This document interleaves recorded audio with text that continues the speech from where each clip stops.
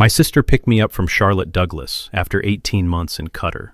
She had something to tell me. She waited until we were on I-85 before she said it. Something's been built on your driveway.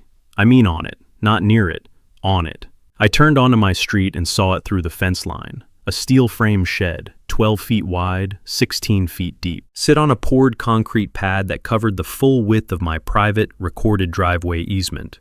30 feet of concrete between the road and my garage door. Inside, a 150 kilowatt commercial generator, utility connected, on vibration isolation mounts. On the front panel, a brushed aluminum plaque, Crestwood Ridge Community Association, Emergency Power Infrastructure, Phase 1, installed November 2024. I photographed everything that evening, the shed, the gas line, the electrical conduit zip-tied along my exterior wall. Wrong rating, wrong mounting, wrong application. The concrete pad's poured edge, sitting on top of my recorded easement boundary marker, my county survey pin.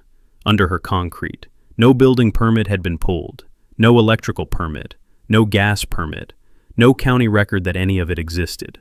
I spent 20 years as an infrastructure engineer. I've worked in 4 countries on systems that kill people when they're built wrong. I knew exactly what I was looking at. I called my attorney. Quick question before we begin. Where are you tuning in from today? And don't forget to like and subscribe for more stories like this. The flight from Doha to Charlotte is 16 hours with the layover in Frankfurt. I had made the round trip 4 times in 18 months, twice going out, twice coming back on the week's leave Qatar LNG, built into long-term infrastructure contracts as a retention measure. Each time I landed at Charlotte Douglas, the city looked the same from the approach. The familiar skyline, the specific quality of Carolina light you stop noticing until you've been somewhere else for 6 months, and then suddenly it's there again through the oval window, and something in you settles. This time I was coming back for good. 18 months on the North Qatari coast, lead electrical systems engineer on a 400 megawatt LNG terminal expansion. The permitting, the grid integration, the standby generation architecture, the safety systems, the commissioning inspections. 20 years of that work, and I had gotten good at it in the specific way that comes from doing something long enough that you stop thinking about the individual steps and start thinking about the whole system. The way everything connects. The way a flaw in one component creates pressure on every component downstream. My sister Sylvia was at the arrivals gate with a coffee she'd bought me, and the expression she makes when she has something to tell me that she doesn't want to tell me. I have known that expression for 47 years. It has never preceded good news. I took the coffee. What? Your house is fine, she said.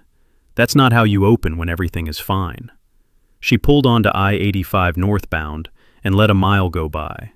The Charlotte skyline falling behind us, the Piedmont foothills opening up ahead, the familiar 40-minute drive I had made 100 times. Something's been built on your driveway, she said. I looked at her. I mean on it, she said. Not near it, on it. 114 Crestwood Drive sits on a corner lot at the northeast end of the Crestwood Ridge development, a 200-unit HOA community in the Piedmont foothills, Cabarrus County. I had bought the lot in 2018 specifically for 3 things: the corner positioning, the extra setback from the main road, and the private driveway easement recorded along the eastern property line. The easement gave me independent driveway access to my garage without crossing HOA common land. It was 32 feet wide, running from Crestwood Drive's eastern shoulder to my garage entry. It was recorded in the Cabarrus County deed. It had been mine since the day I closed, and in 6 years of ownership, it had never been anything other than my private driveway. I had been in Qatar for 18 months. Sylvia had been collecting my mail, walking the perimeter every few weeks, forwarding anything urgent. She had called me in late November, 4 months ago, to mention she'd seen some construction activity near the front of the property. Trucks, a concrete pour, some steel work. She had assumed it was the county doing utility upgrades on the road shoulder. She had not walked up for a closer look. I understood why, later. From Crestwood Drive at normal driving speed, the construction would have looked like road work. Trucks, equipment, a crew in vests. You don't stop and inspect county road work. You slow down and go around the cones. I saw it as Sylvia turned onto Crestwood Drive. A shed, a steel frame structure, 12 feet wide by 16 feet deep, sitting on a poured concrete pad that occupied the full width of my private driveway easement. The pad ran from the road edge to within 18 inches of my garage door, 30 feet of concrete where my driveway had been. The structure itself rose to approximately 10 feet at the ridge, steel frame with corrugated metal cladding, louvered ventilation panels on two sides. Through the louvers, the unmistakable housing of a large commercial standby generator, the kind of unit I had specified on industrial projects, a Generac commercial series, the housing alone the size of a compact car, sitting on vibration isolation mounts on the concrete pad inside the shed. A natural gas supply line ran from the street main into the shed's rear wall. An electrical conduit ran from the shed's distribution panel along the exterior of my property wall, zip-tied to the brick at intervals of roughly 4 feet, to a junction box mounted on my wall, and from there, underground, to the HOA's common electrical panel at the development's central utility node. On the shed's front panel, at eye level, a brushed aluminum plaque, Crestwood Ridge Community Association Emergency Power Infrastructure, Phase 1, installed November 2024. I said, "Stop the car." Sylvia stopped. I got out. I stood on the sidewalk and looked at it. I looked at my garage door, unreachable, the concrete pad blocking every approach line. I looked at the HOA plaque. I looked at the natural gas line. I looked at the electrical conduit running along my wall. I looked at the words, Phase 1. She had been planning more. I got back in the car. "Park on the street." "Marcus." "It's fine," I said. "Park on the street." I had not parked on the street in front of my own house in the 6 years I had lived there. I called Diane Pruitt at 4:47 p.m. I knew who she was. 12 years as Crestwood Ridge HOA president. The kind of tenure that happens when a community is comfortable and no one wants the job badly enough to challenge the incumbent. In 6 years of ownership, I had interacted with the HOA 3 times.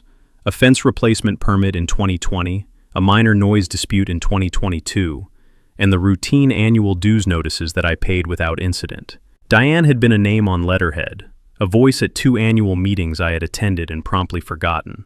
She answered on the second ring. I gave her my name and address and said, "There is a permanent structure on my private driveway easement. I need you to explain how it got there." Her response came in the measured cadence of someone who had anticipated this call and prepared for it.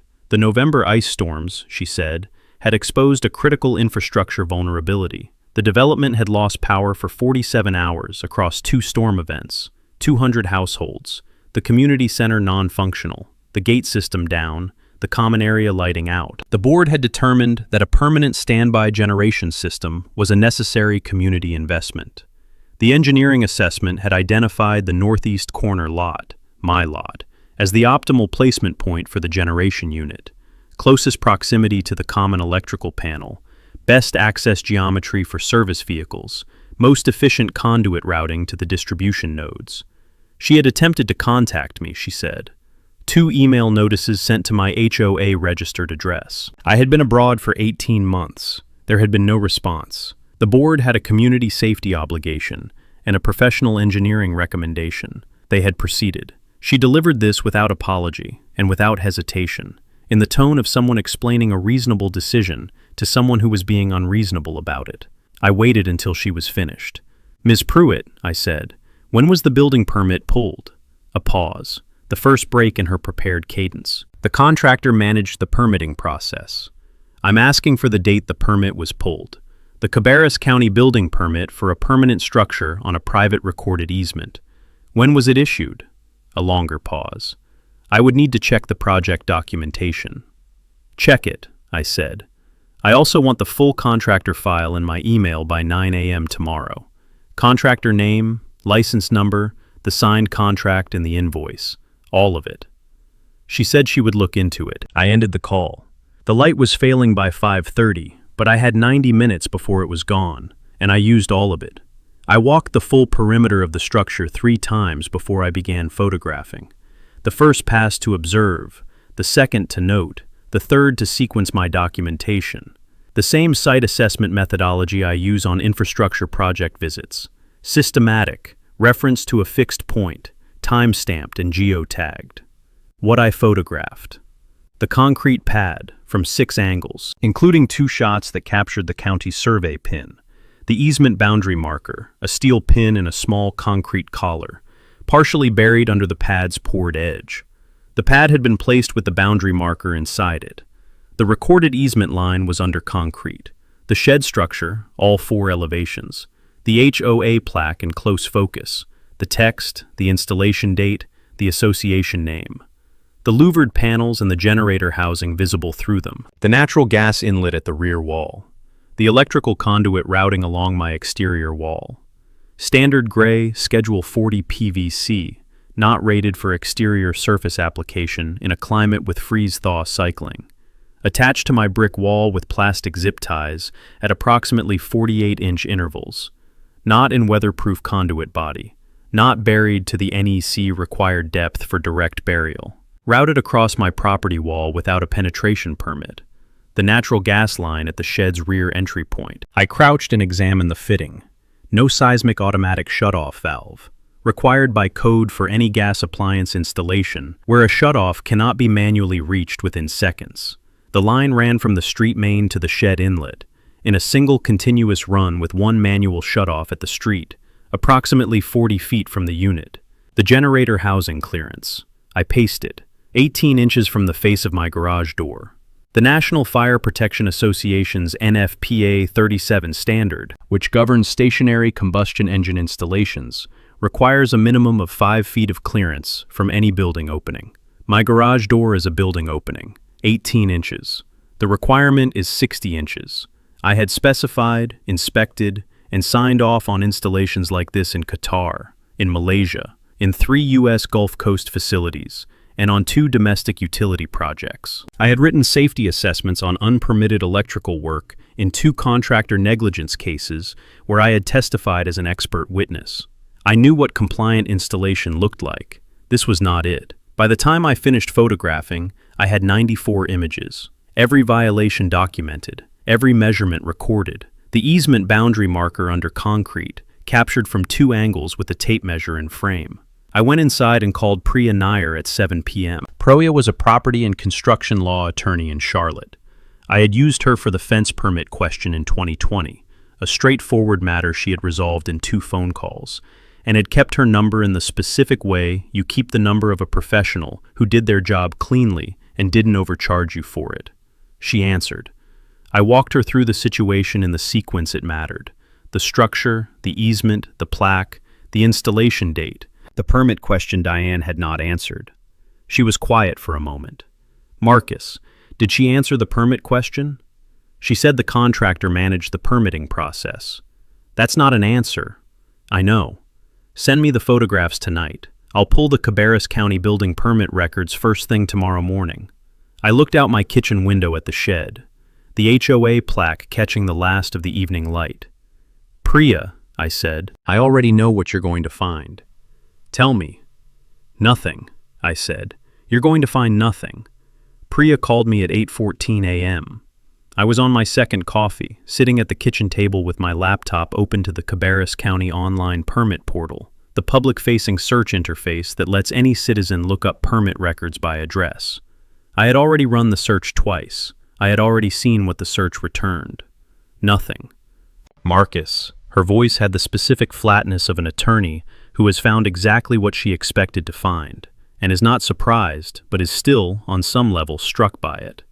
I've pulled the full permit record for 114 Crestwood Drive. Building permits, electrical permits, mechanical permits, gas line permits, utility connection permits, every category the county tracks. And? Nothing. Not a single filing. Not a preliminary application, not a permit in progress, not a closed permit from a prior owner. Nothing related to this structure at any stage of the permitting process. I set down my coffee. The gas line connection, the electrical panel integration. Both unpermitted, a 150 kilowatt commercial generator on a natural gas supply line with no permit, no inspection, no county record that it exists. Connected to your neighborhood's common electrical panel, with no electrical permit and no utility integration filing. She paused. Marcus, I've been doing property and construction law for 19 years. I have seen unpermitted decks, Unpermitted additions, unpermitted pools. I have not seen an unpermitted commercial generator installation on a recorded private easement with an HOA plaque on the front. The plaque is what gets me, I said. She put her name on it. She put the association's name on it, in brushed aluminum, mounted with 4 screws. A brief silence. I'm filing the legal notice today, Priya said. Formal demand for easement vacation, documentation of the encroachment, and notice of intent to pursue civil remedies. Before I file, do you want to give her one opportunity to respond? I thought about the call the previous evening, the prepared cadence, the absence of apology. The phrase, "the board had a community safety obligation," delivered in the tone of someone explaining a reasonable decision to an unreasonable person. File it, I said. I'll handle the technical side. I spent 2 days writing the engineering assessment, 4 pages, single-spaced, in the format I use for infrastructure project compliance reports, the format I had used for 20 years on installations in Qatar, Malaysia, and the U.S. Gulf Coast. Section headers, numbered findings, code citations, dimensional references, and a conclusion paragraph that stated the overall compliance status of the installation in plain language. I did not write it to be persuasive. I wrote it to be accurate. In my experience, accuracy is more persuasive than persuasion. Finding 1. Generator housing clearance. Non-compliant NFPA 37. Standard for the installation and use of stationary combustion engines and gas turbines. Section 4.1.3. Stationary generator installations require a minimum clearance of 5 feet from any building opening, including doors, windows, and ventilation openings. The installed generator housing is positioned at a measured distance of 18 inches from the face of the garage door, at 114 Crestwood Drive. The garage door is a building opening under NFPA 37. The installation fails the minimum clearance requirement by 54 inches, 90% below the required standard. The practical consequence? In the event of a fuel leak or generator compartment fire, the 18-inch gap between the housing and the garage door provides insufficient clearance to prevent fire propagation into the attached residential structure. The clearance requirement exists because this failure mode has killed people. Finding 2. Natural gas supply line, seismic shutoff. Absent NFPA 54, National Fuel Gas Code, Section 7.13, gas supply lines serving appliances in excess of 12,000 BTU per hour input must include an automatic seismic shutoff valve where the installation is within a seismic design category C or higher zone. Cabarrus County is within seismic design category C. The installed gas supply line serving the generator, which operates at approximately 1,400,000 BTU per hour input at full load, contains no automatic seismic shutoff valve. The line includes one manual shutoff at the street main, located approximately 40 feet from the appliance. In a seismic event sufficient to rupture the gas line between the street shutoff and the generator, the line would vent freely until manually closed. Finding 3. Electrical conduit, rated application non-compliant. NEC, Article 352, rigid polyvinyl chloride conduit, Schedule 40. PVC conduit is not listed for use as a surface-mounted exterior raceway, in environments subject to physical damage or UV exposure exceeding standard installation parameters. The installed conduit is surface-mounted on an exterior masonry wall, attached with plastic cable ties, not listed conduit straps, at approximately 48-inch intervals, which exceeds the maximum 36-inch support spacing required by NEC Table 352.30b. The conduit is exposed to full weather cycling, UV radiation, and physical contact risk along a residential exterior wall. It is not rated for this application. Finding 4. Distribution panel wiring, unlicensed subcontractor. Based on documentation provided by Ridgeline, I had a name now, the contractor Diane had hired, a general contractor named Roy Callahan, operating as Callahan General Contracting in Cabarrus County. The electrical panel integration work had been performed by a subcontractor identified in Callahan's project file as B&T Electrical Services. A search of the North Carolina State Board of Examiners of Electrical Contractors license database returned no record of B&T Electrical Services holding a current or prior electrical contractor's license in North Carolina. The panel integration work connecting the generator's distribution panel to the Crestwood Ridge Common Electrical System had been performed by an unlicensed electrical contractor. Finding 5. Load calculation, not documented. Any electrical installation connecting a generation source to an existing distribution system requires a load calculation demonstrating that the existing panel and service entrance conductors can safely accommodate the additional load under the connection parameters. No load calculation documentation exists in Callahan's project file. No load calculation was submitted to the utility provider. The common panel integration was made without documented analysis of the panel's capacity to handle the generator's output under transfer switching conditions. Finding 6. Commissioning inspection, not performed. Commercial generator installations require a commissioning inspection, a documented functional test performed by a qualified engineer or certified technician, confirming that the unit operates within specified parameters, that all safety systems function correctly, and that the installation meets the manufacturer's commissioning requirements. No commissioning inspection record exists. The generator had been running, powering the development's gate system and common lighting, for 4 months without a commissioning inspection. Conclusion: the installation at 114 Crestwood Drive fails to meet minimum code requirements under NFPA 37, NFPA 54, and the National Electrical Code across 6 documented dimensions. The installation was performed without any county building, electrical, or mechanical permit. It was performed in part by an unlicensed electrical subcontractor. It has been operating for 4 months without a commissioning inspection. The installation presents active safety risks, specifically fire propagation risk from the clearance violation and uncontrolled gas release risk from the absent seismic shutoff, that are not theoretical. They are the documented failure modes that the cited code requirements were written to prevent. I signed the assessment with my professional credentials: Marcus Hale, P.E., Electrical Engineering, NC license number 042187. 20 years of infrastructure work behind the signature.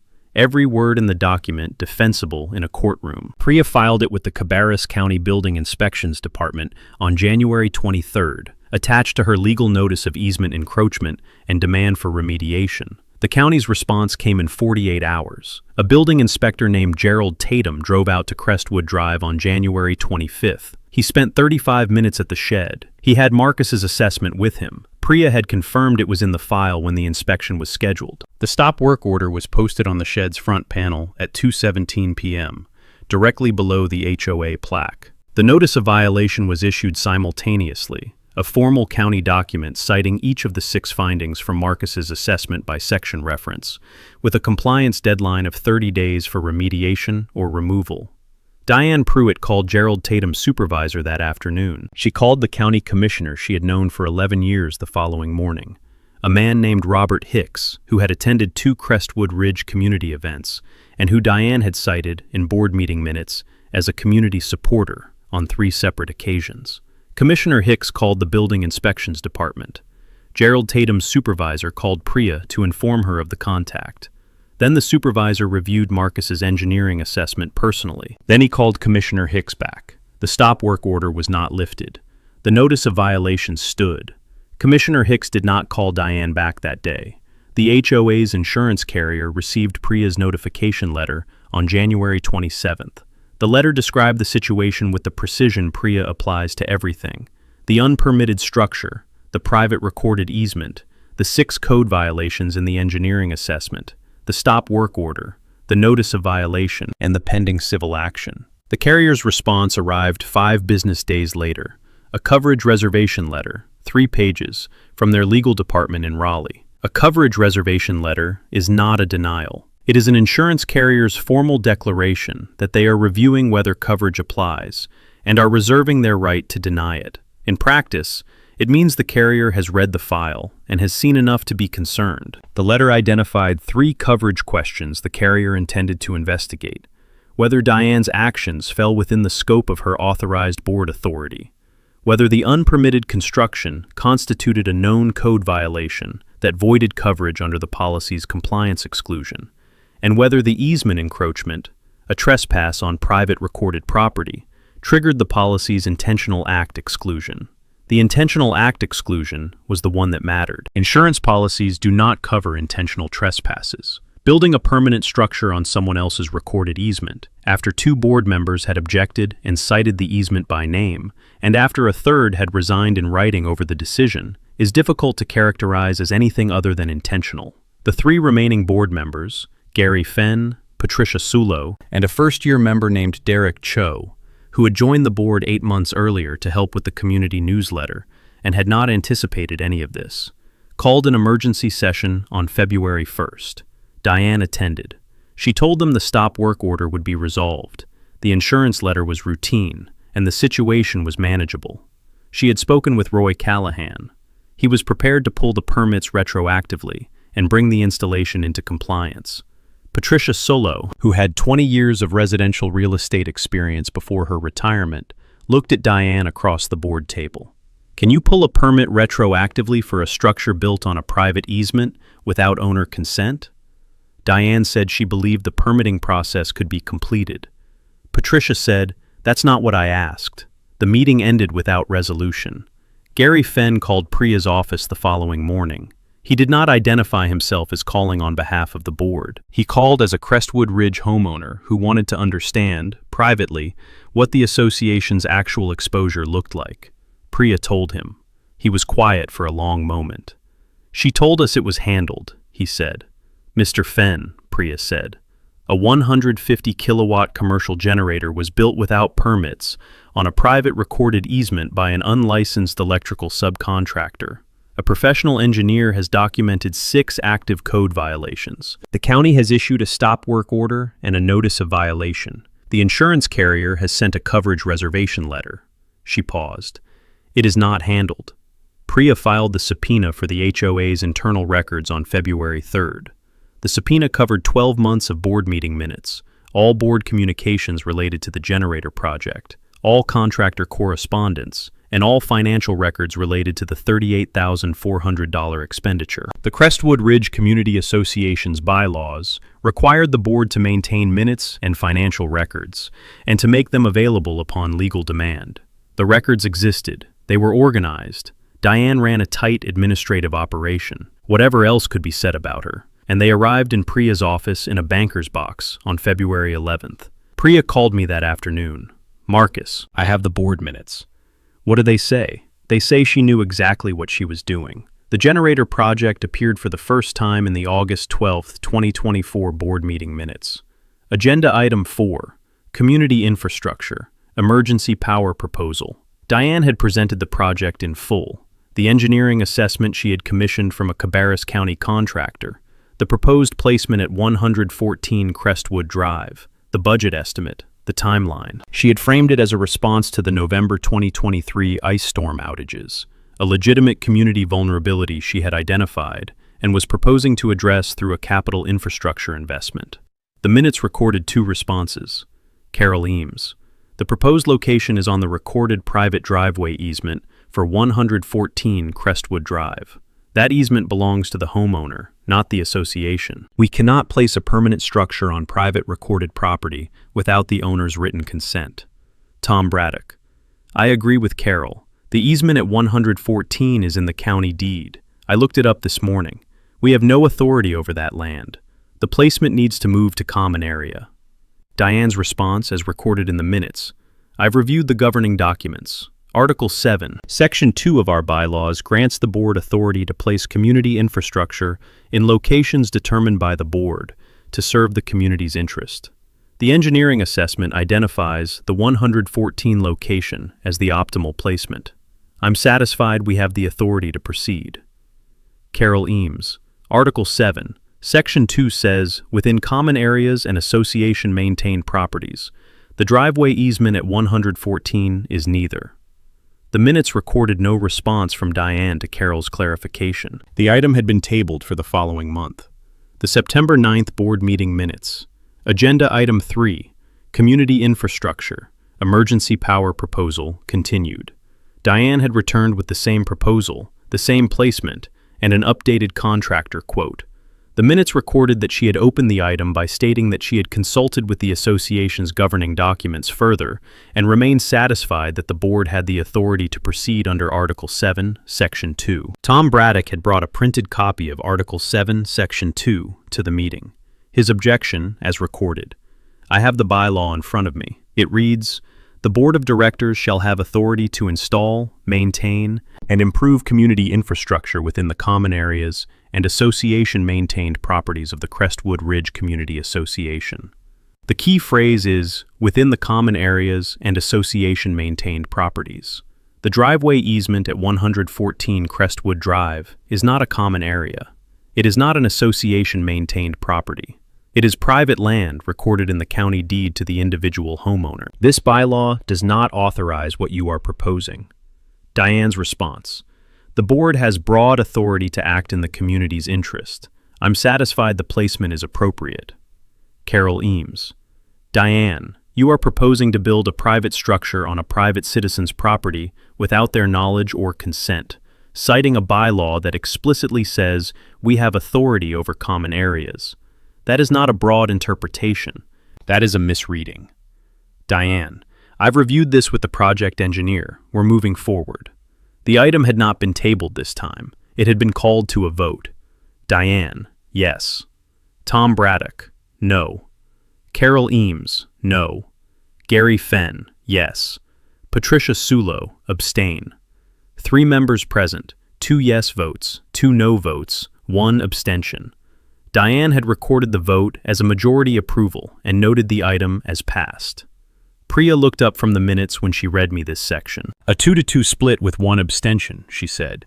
She recorded it as a majority approval because she counted the abstention as a non-vote, counted herself, and declared a majority of votes cast, which is not how Robert's Rules works and not how the association's voting procedures work. Their bylaws require a majority of board members present, not a majority of votes cast. 5 members present, majority required, 3. She had 2.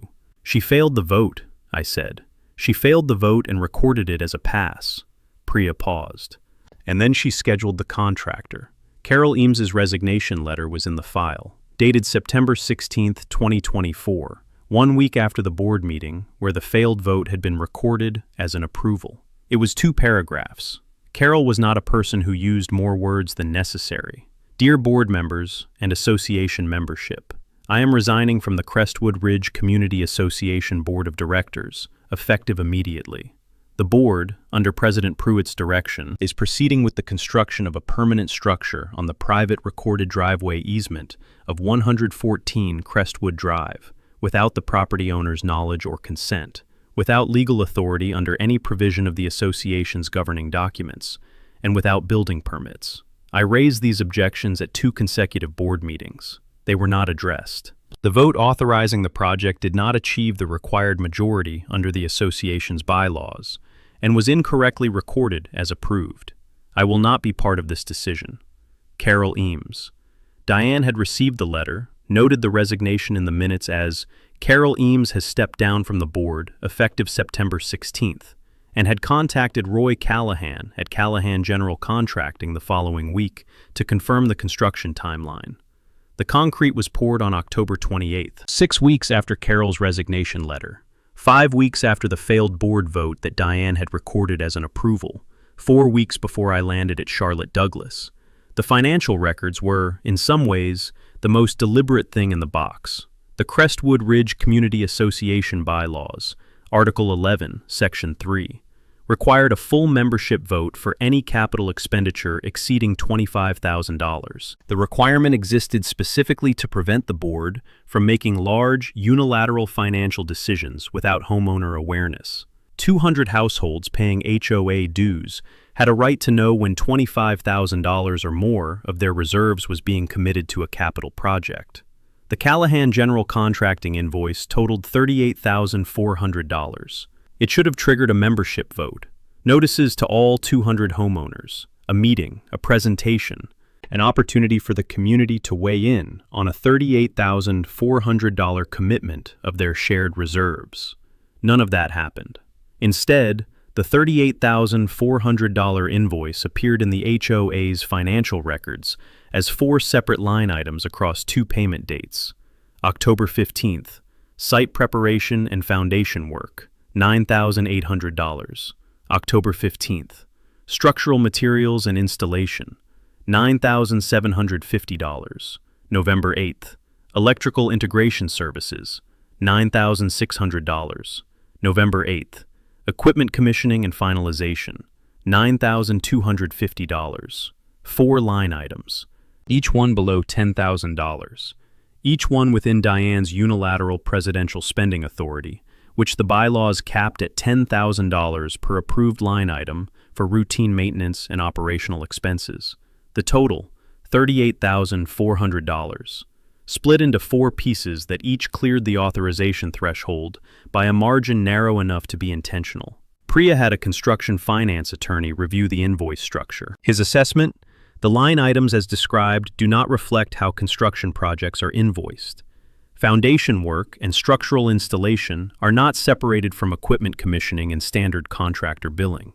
They are phases of a single project, invoiced as such.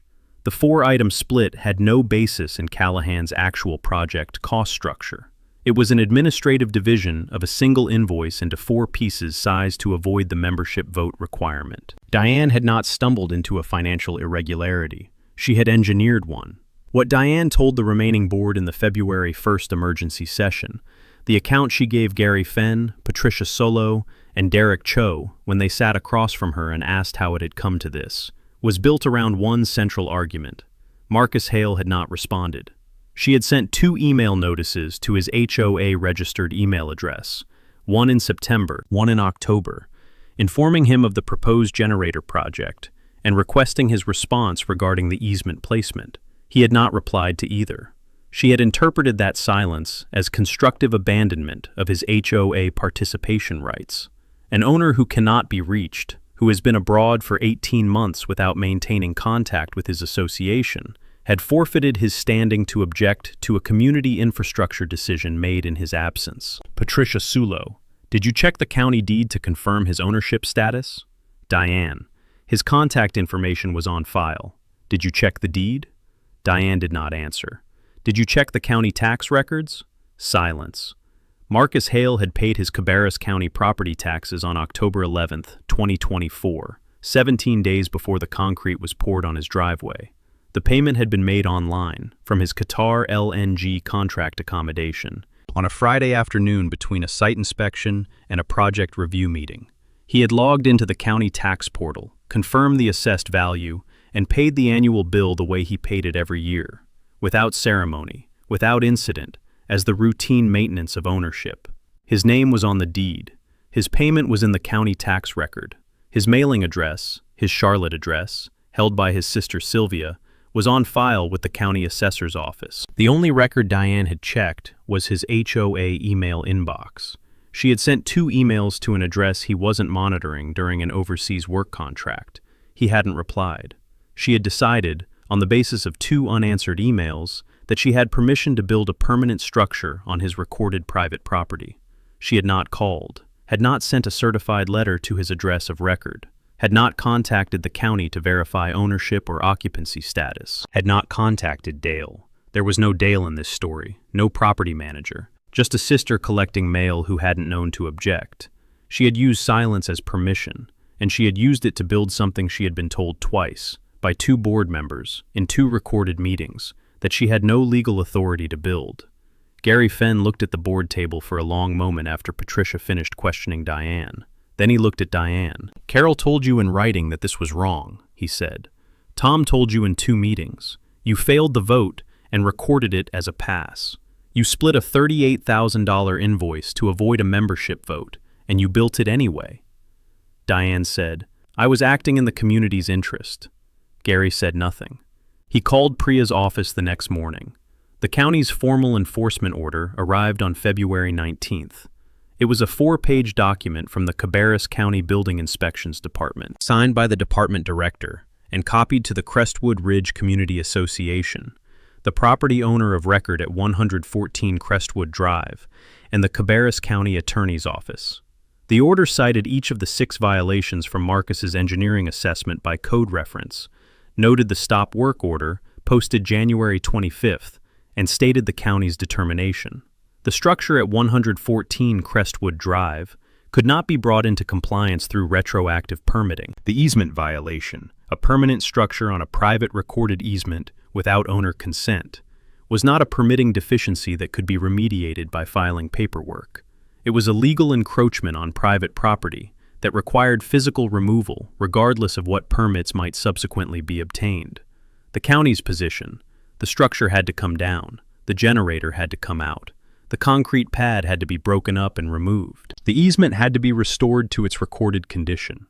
Deadline for voluntary compliance: 30 days. After 30 days, the county would arrange removal at the association's expense and bill accordingly.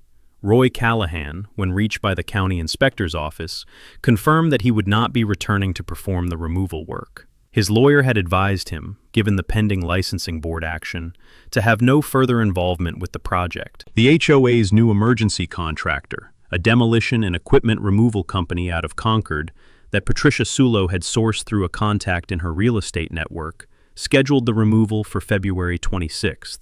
The removal required a crane truck. A 150-kilowatt commercial generator weighs approximately 4,800 pounds without the base frame, closer to 6,200 pounds with the steel skid mount it was bolted to inside the shed. You do not remove a 6,200-pound piece of equipment with a pickup and a hand truck. You remove it with a crane-equipped flatbed, a 40-foot heavy equipment transport with a hydraulic knuckle boom crane rated for the lift, a certified rigger, and a clear access path wide enough and geometrically simple enough for a vehicle of that size to navigate. The demolition contractor's project manager, a man named Steve Garrett, who had been doing equipment removal and demolition work in Cabarrus and Rowan counties for 16 years, drove the route on February 24th, 2 days before the scheduled removal. He turned onto Crestwood Drive from the main road and immediately saw the problem. The Crestwood Ridge development entrance had been redesigned 2 years earlier as part of a landscaping enhancement project Diane had approved and championed. New monument signage, upgraded plantings, repaved entry apron, and as part of the sightline improvement for the new monument sign, a stone-faced structure bearing the Crestwood Ridge name in raised bronze letters, a Duke Energy utility pole that had stood at the entrance's eastern edge since the development was built, had been relocated 6 feet closer to the road. The pole relocation had improved the monument sign's visibility from the main road. It had also reduced the effective entry clearance at the Crestwood Drive entrance curve. The combination of the pole's new position, the curve geometry, and the monument sign's stone base on the opposite side, to 11 feet and 4 inches at the tightest point of the turn. Steve Garrett's crane truck required 13 feet 2 inches of clearance to make the turn. He sat in his truck at the entrance for a few minutes, measuring with a laser distance tool, running the geometry. Then he called the HOA's contact number, Patricia Sulo, who had taken over as the board's primary operational contact after Gary Fenn had made clear he was not going to be the person dealing with contractors on this project. Ms. Sulo, the crane truck can't make the entrance turn. I need 11 feet 4. I need 13.2. That's not a close miss. That's a hard stop. I cannot get the truck into the development from the front. Patricia, is there another way in? Steve drove the development perimeter. On the eastern boundary of Crestwood Ridge, behind the last row of homes on the development's far side, there was a rear service path, a gravel track 12 feet wide, that had been established during the development's original construction for utility access and had remained on the survey as an informal service corridor. It ran along the development's eastern boundary fence for approximately 800 feet before it dead-ended. It dead-ended because the land it dead-ended at was not HOA common land. It was Marcus Hale's property. The rear service path, to connect with the shed's location at the front of the development, had to cross the rear section of 114 Crestwood Drive, a strip of land along the property's back boundary that Marcus owned in fee simple, clear title, no easement, no shared use, his land. The survey was unambiguous. The crane truck could reach the generator shed from the rear of the development, but only if it crossed Marcus Hale's property to do so. Steve called Patricia back. There's a rear path on the eastern boundary. It gets me close, but it dead ends at private property, the same homeowner whose easement the shed is on. I need his permission to cross. Patricia was quiet for a moment. I'll call the board, she said. The board called Diane. This was not a call any of the 3 remaining members wanted to make. Gary Fenn, Patricia Sulo, and Derek Cho had spent the 3 weeks since the emergency session navigating the gap between their legal obligation to manage the association's affairs and their personal desire to have no further involvement with the situation Diane had created and they had inherited. But the removal was in 4 days. The crane truck couldn't get in from the front, and the only path to completing the court-ordered removal ran through Marcus Hale's back property. Someone had to ask him. Diane said she would go. There was a brief, wordless exchange among the 3 board members on the call, the kind of communication that happens between people who have been through enough together to say things without saying them. Gary: Diane, you understand what you're asking him. Diane: I'll handle it. She came to my door on the afternoon of February 24th. I heard the car in my driveway, the restored front section I was using while the easement remained occupied, at 2:43 p.m. I was at the kitchen table reviewing the civil suit filings Priya had sent over. I had been expecting this contact in some form since Steve Garrett had called Priya that morning to explain the access problem. Priya had called me immediately after. She's going to need to ask you, Priya had said. I know. Marcus, you don't have to grant it. The county can pursue the removal through a separate enforcement process. It will take longer, and the HOA will bear additional costs, but you are under no legal obligation to provide access. I know that too, I said. I went to the door when she knocked. Diane Pruitt on my front porch, composed, as she always was. The composure that had been her register in every interaction, the bearing of someone who had run a 200-unit community for 12 years and had learned to present certainty as her default state. She looked at me. I waited. She explained the situation, the crane truck clearance, the utility pole she had relocated, the rear service path, the need to cross the back of my property to complete the removal. She presented it cleanly and without embellishment, which I noted. She was not, in this moment, pretending the situation was other than what it was. When she finished, I said one thing. Did you ask my permission before you poured the concrete? She held my gaze. She did not answer. I said, I'll grant access, my terms. Priya will have the document ready in 2 hours. You sign it before the truck crosses my property line. Priya had the temporary access and liability agreement drafted by 5 p.m., 2 pages. The language was precise because it needed to be. This was not a courtesy document but a legal instrument, and every clause existed for a specific reason. Section 1. Access Authorization. Marcus Hale, owner of record of 114 Crestwood Drive, Cabarrus County, North Carolina, hereby grants a one-time temporary right of access to the rear parcel of the above property to the Crestwood Ridge Community Association and its designated removal contractors for the sole purpose of accessing and removing the generator installation currently located on the driveway easement at the same address. Access is granted for a period not to exceed 2 consecutive days, beginning February 26, 2026.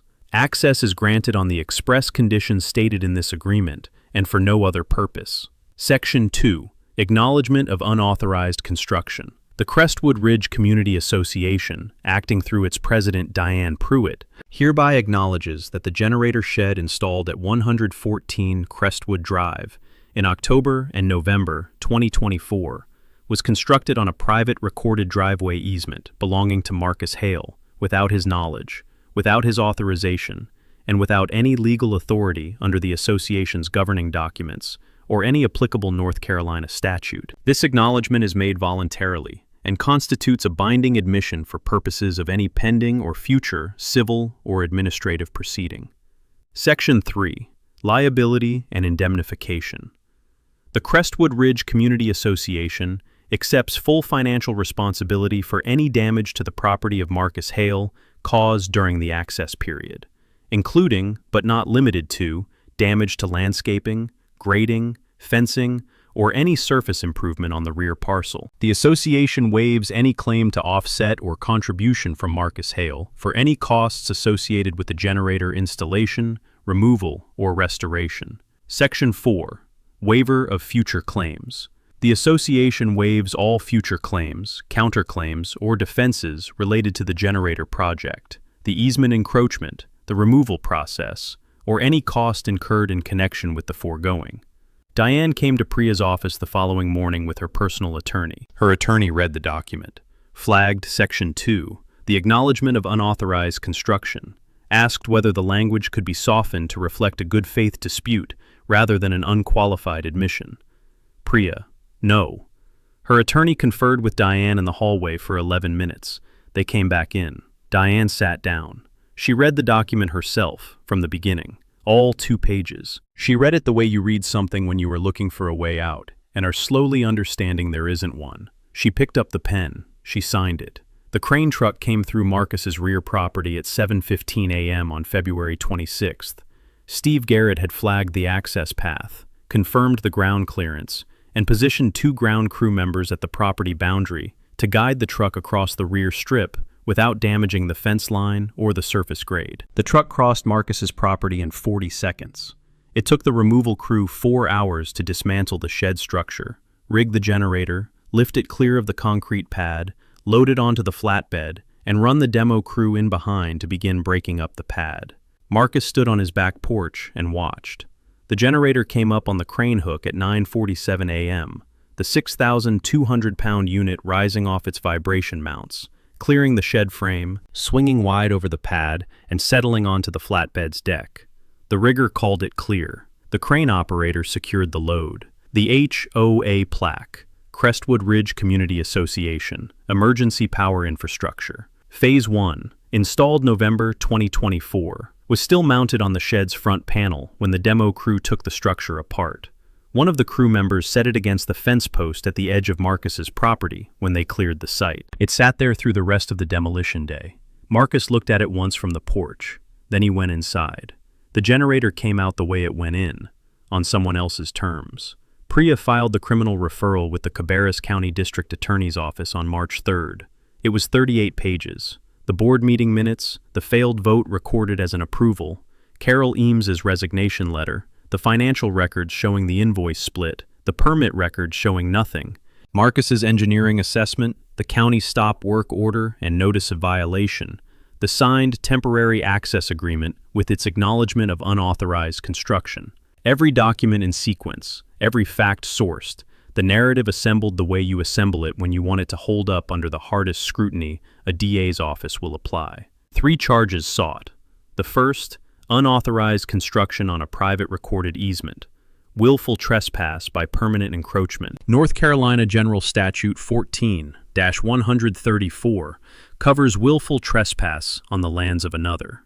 The installation of a permanent structure, a poured concrete pad, a steel frame shed, a 150-kilowatt generator on a utility-connected foundation, on a private recorded easement without the owner's knowledge or consent, is not a technical trespass. It is a willful one. The board minutes establish that Diane had been told, by 2 members in 2 recorded meetings, that the easement was private property and the HOA had no authority over it. She had proceeded anyway. The willfulness was documented in her own records. The second, misrepresentation of HOA authority to obtain contractor services, obtaining property by false pretense under North Carolina General Statute 14-100. Diane had presented Roy Callahan with a project authorization, representing that the board had approved the construction under Article 7, Section 2 of the HOA bylaws. The board had not approved it. The vote had failed to reach the required majority. Article 7, Section 2 did not cover the location. The authorization Diane had presented to Callahan was a false representation of legal authority, used to obtain $38,400 in construction services. The third, misappropriation of HOA funds. The $38,400 capital expenditure had required a full membership vote under Article 11, Section 3 of the association's bylaws. No membership vote had been held. The expenditure had been approved through a structured invoice split. 4 line items, each below the $10,000 presidential spending cap, totaling $38,400, designed to avoid the membership authorization threshold. The structuring was deliberate. The financial records showed it plainly.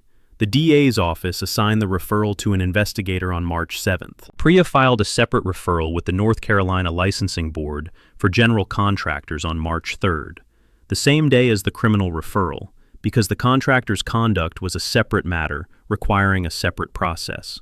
Roy Callahan held a Cabarrus County General Contractor's License, number GC-04817, current and in good standing at the time he took Diane's project. He had been licensed since 2009 and had operated Callahan General Contracting without a formal disciplinary action in 15 years of practice.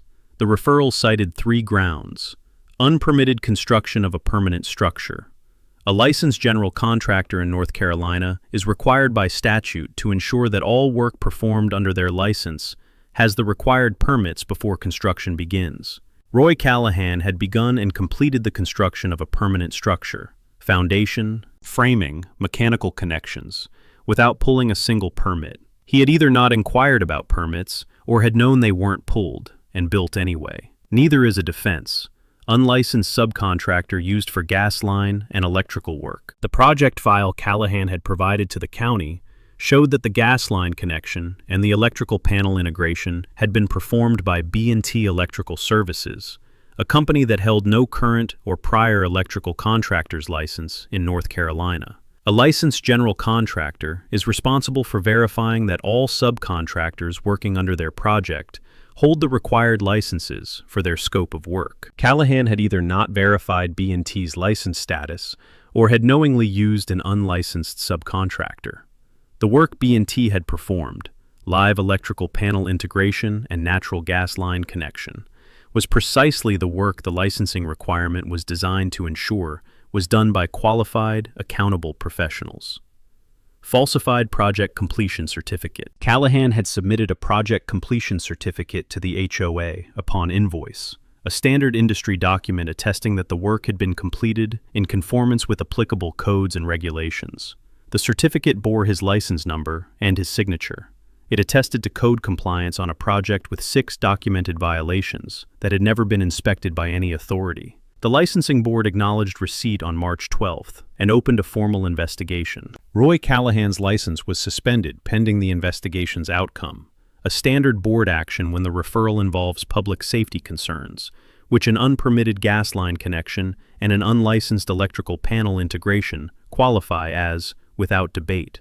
The unlicensed subcontractor, B&T Electrical Services, operated by a man named Brian Tatum out of a Rowan County address, was referred to the Cabarrus County Building Inspections Department and the NC Electrical Contractors Licensing Board for separate action. Callahan called Priya's office on March 15th through his attorney. He wanted to discuss cooperation in exchange for a licensing board letter of support from the complainant. Priya told his attorney she would pass along the request. She passed it along to Marcus. Marcus said, "Tell him to cooperate with the DA's office. That's the cooperation that counts." The civil suit was filed in Cabarrus County Superior Court on March 5th. The demand was precise and fully documented, every figure supported by an independent professional assessment, every category grounded in comparable North Carolina case law that Priya had assembled over the 3 weeks between the criminal referral and the civil filing. Easement restoration and concrete pad removal, $14,200. The licensed demolition contractor's itemized invoice for the February 26th removal, crane truck, rigging crew, demolition labor, concrete breaking and haul away, grading and compaction of the exposed easement surface, every line item with a receipt. Property damage, easement marker burial, wall conduit damage, surface grading disruption, $6,800. A licensed property inspector's assessment of the damage to the recorded easement boundary marker, buried under the concrete pad's poured edge and requiring a licensed surveyor to reestablish. The exterior wall damage from the improperly mounted electrical conduit, and the surface grade disruption to the easement approach that had resulted from 18 months of equipment vibration transmitted through the concrete pad into the surrounding soil. 18 months of lost driveway and garage access, $18,000. A documented inconvenience rate calculated from the construction date, October 28, 2024, through the removal date, February 26, 2026, at a rate established by comparable North Carolina property access loss cases. Marcus had parked on the street for 18 months. His two-car garage had been inaccessible. The documented rate was conservative by the comparable case standard.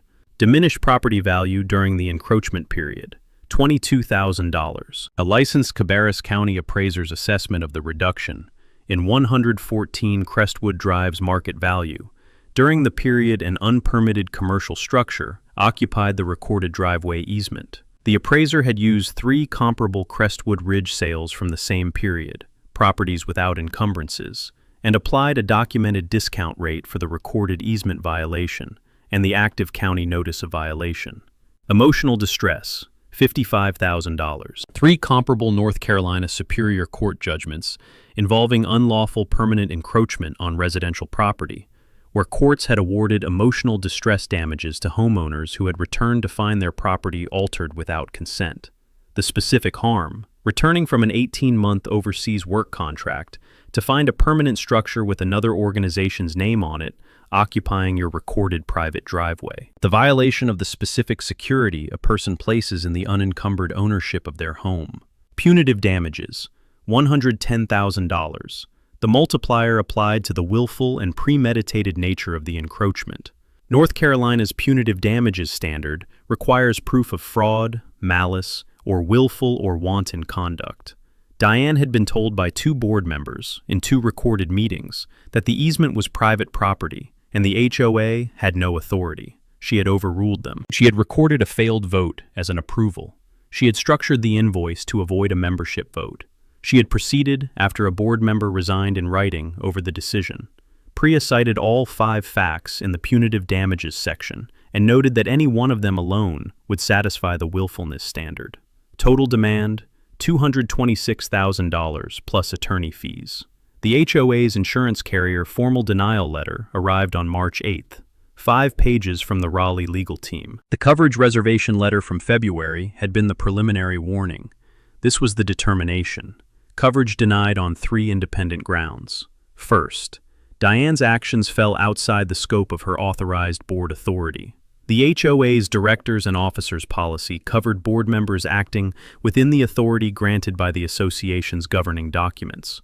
Article 7, Section 2 did not authorize action on private non-common area property. The board vote authorizing the project had not achieved the required majority. Diane had acted outside her authority. The policy did not cover that. Second, the unpermitted construction triggered the policy's code compliance exclusion. The policy excluded coverage for claims arising from construction that knowingly violated applicable building codes and permit requirements. A licensed contractor had built a permanent structure with no permits of any kind. The code compliance exclusion applied. Third, the easement encroachment triggered the intentional act exclusion. The policy excluded coverage for intentional trespasses on third-party property. The board minutes, now part of the public court record, documented that Diane had been told the easement was private property, had been told the HOA had no authority over it, and had proceeded anyway.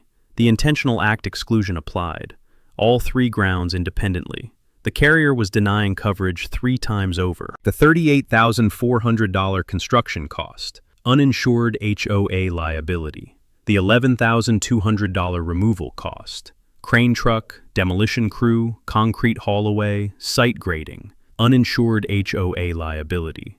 Total uninsured HOA exposure from the project, $49,600 before the civil judgment.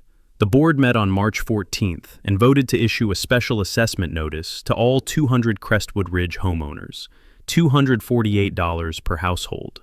The notice went out by mail and email on March 16th. The neighborhood read the special assessment notice on a Tuesday. By Thursday, they had also read the board meeting minutes. Priya's civil filing was a public court record. The board meeting minutes were attached as Exhibit C. Carol Eames's resignation letter was Exhibit D. The financial records showing the invoice split were Exhibit F. All of it public. All of it accessible to anyone with a Cabarrus County Court Records login. All of it being forwarded in a Crestwood Ridge community email thread that had started with someone asking what the $248 assessment was for and had evolved, over 48 hours, into something else entirely. 200 households had paid their HOA dues on time, every quarter. trusting that the reserves they contributed were being managed according to the rules they had all agreed to. They read Carol Eames's resignation letter, the 2 clean paragraphs, the specific naming of their neighbor's address, the statement that she would not be part of the decision, and understood that someone had tried to stop this and had been overruled. They read the board meeting minutes and saw Tom Braddock reading Article 7, Section 2, aloud at a board table, and being told by the president that her interpretation superseded the text. They read the invoice split, 4 line items, each below $10,000, totaling $38,400, and understood what it meant without needing Priya to explain it. Gary Fenn received 41 emails and 11 phone calls in the 3 days after the assessment notice went out. Patricia Sullo received 37. Derek Cho received 19 and sent Gary a text that said simply, "I joined the board to help with the newsletter." A petition for an emergency membership meeting was circulating by Friday. It reached the required 30% threshold, 60 homeowner signatures, by Sunday afternoon. Diane received a formal notice of the emergency membership meeting on Monday, March 23rd. She called Gary Fenn. He did not answer. The emergency membership meeting was held on April 1st. The Crestwood Ridge Community Center, the same building whose common electrical panel had been connected to Marcus's driveway for 4 months, seated 140. By 6:45 p.m., 15 minutes before the meeting was called to order, every seat was taken, and there were people standing along the back wall.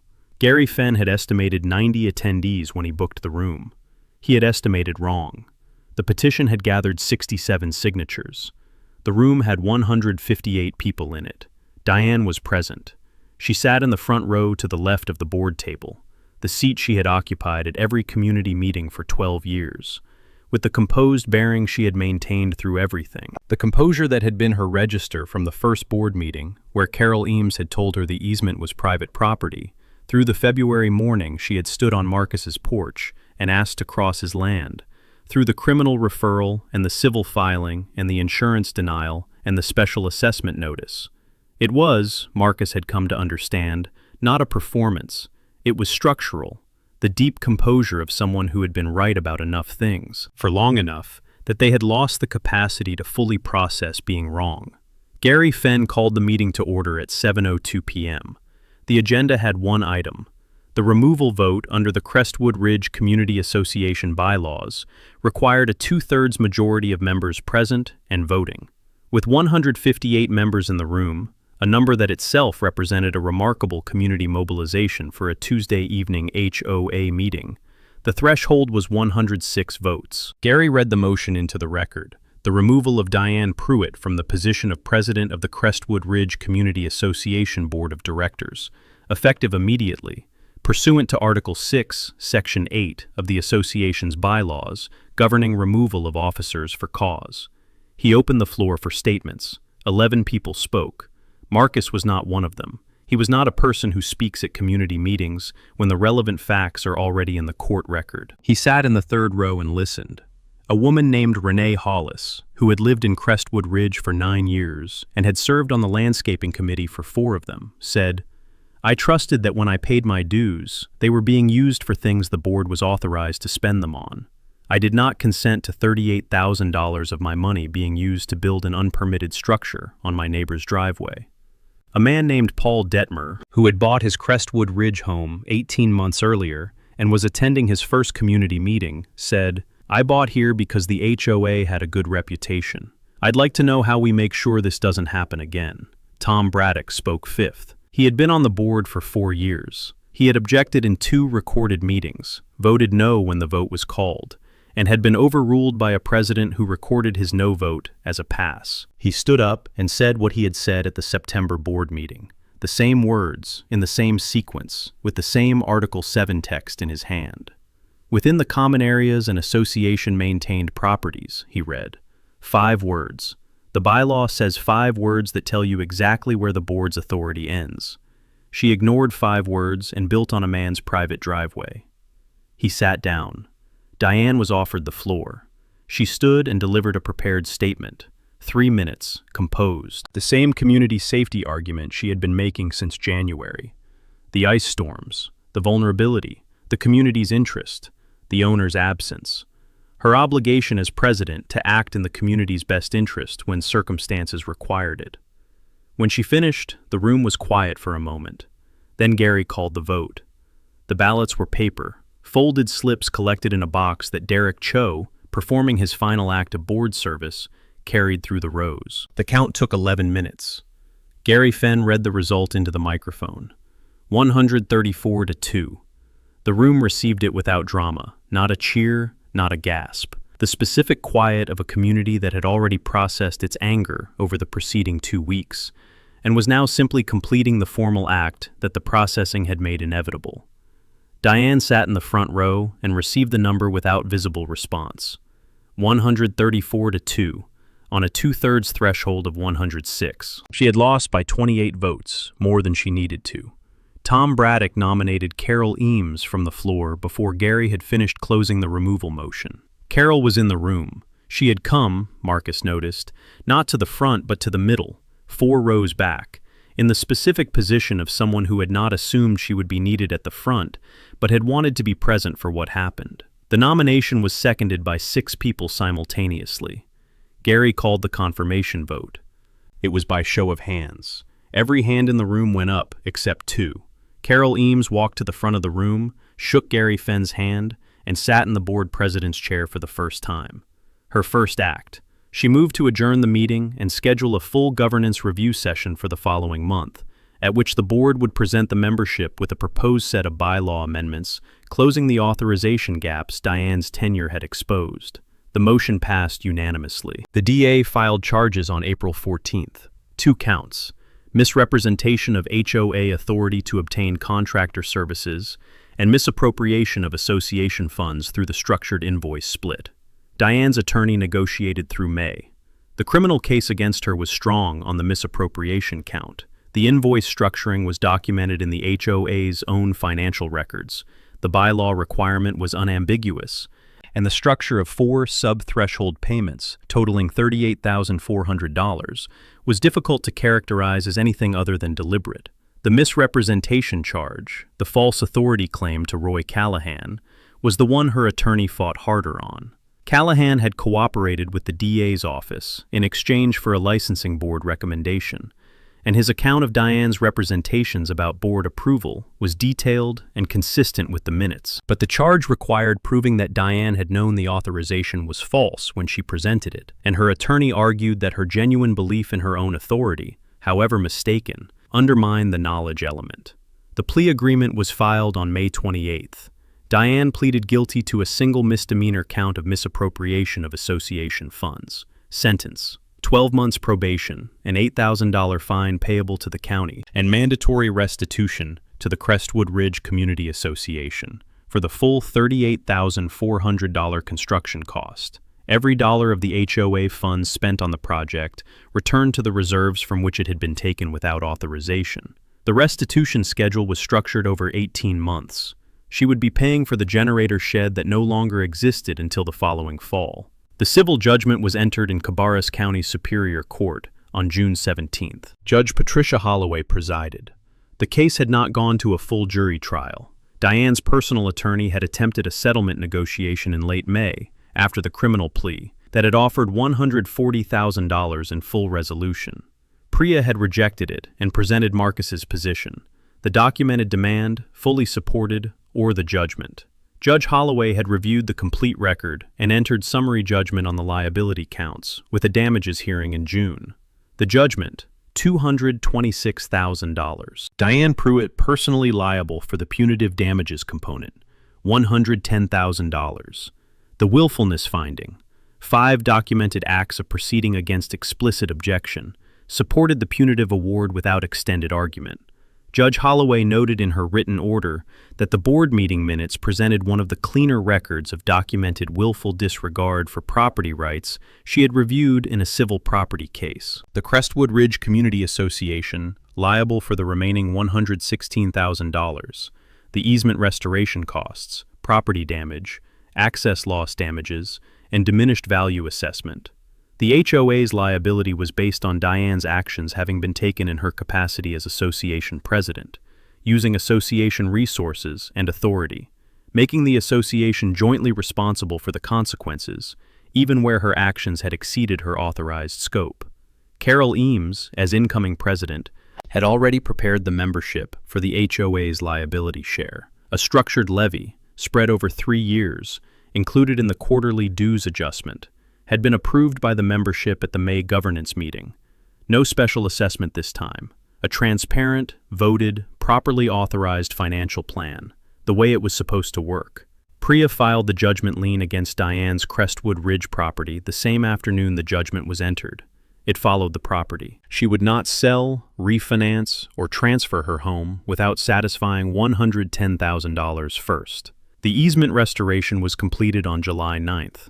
Court-ordered, HOA-funded, performed by a licensed grading and paving contractor that Carol Eames had selected through a competitive bid process. The first competitive bid the HOA had used for a contractor engagement in 4 years. The concrete pad had already been broken up and hauled away in February. What remained was the subsurface, the compacted gravel base, the grade disruption from 18 months of generator vibration, the disturbed soil at the pad's edges where the pour had encroached on the surrounding surface.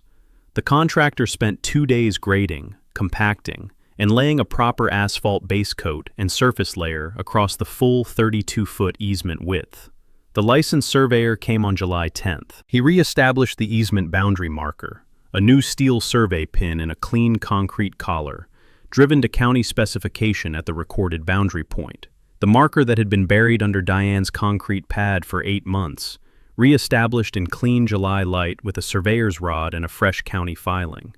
Marcus watched from the porch. When the surveyor finished and packed his equipment, Marcus walked down the driveway, his driveway, the full length of it, from the garage to the road, for the first time since January of the previous year. He opened the garage. He pulled his car in.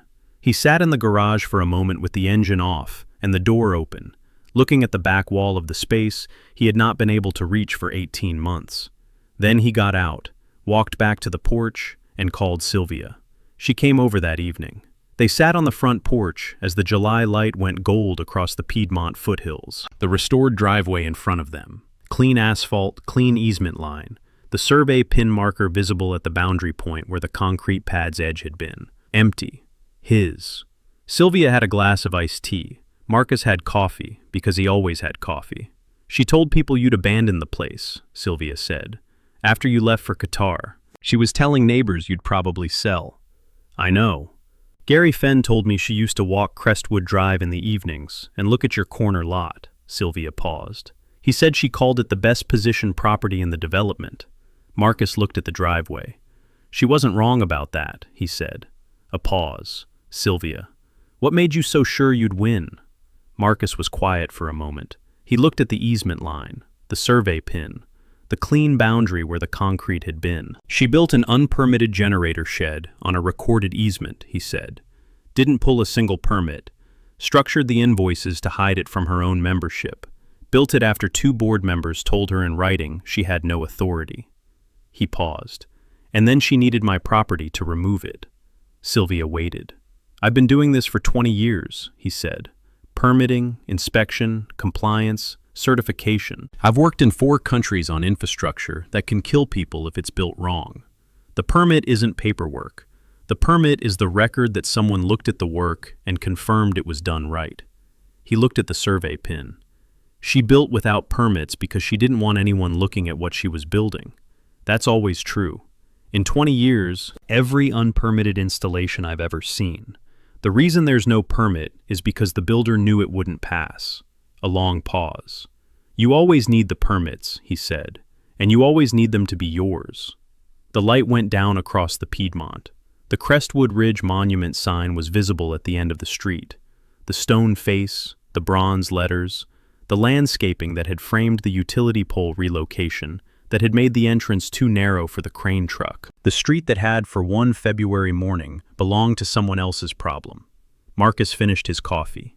He went inside.